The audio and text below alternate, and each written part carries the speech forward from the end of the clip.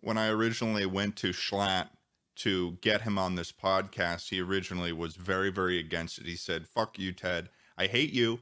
And honestly, you're not worth my time." And I said, "Jschlatt, rude, first of all, but Ted said this really meaningful thing to me. He said, Jschlatt will give you 50%.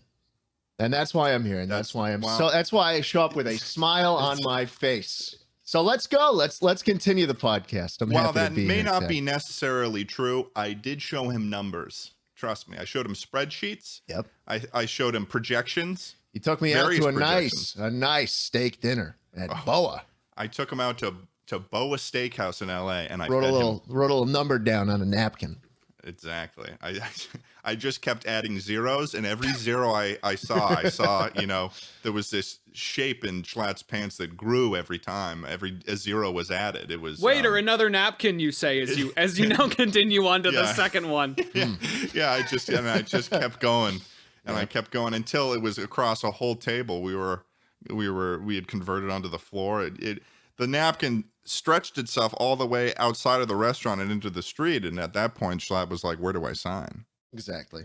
There's one thing I care about, Ted, and I'm glad we're on the same page about this. Yeah, you are a money-loving motherfucker.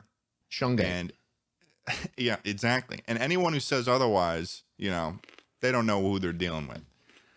When it came to bringing Charlie onto the podcast, however, I went into town and I bought the cheapest dream catcher I could find, and I gave it to him, and he's been entertained. It was a rainy day, and I was under my usual bridge. And this nice man walks up to me, and just dangling this little musty dream catcher at me. He dangles it in front of my face a little. Kind of try and grab it, and then he lures me all the way back to this podcast studio. Exactly, I lure him into we record the first episode. I lure him into a pre-prepared streaming room, and I sit him down and I hang it right in front of right behind the Dreamcatcher's, right behind where his camera is, and he's been entertained ever since. He's kind of like a cat.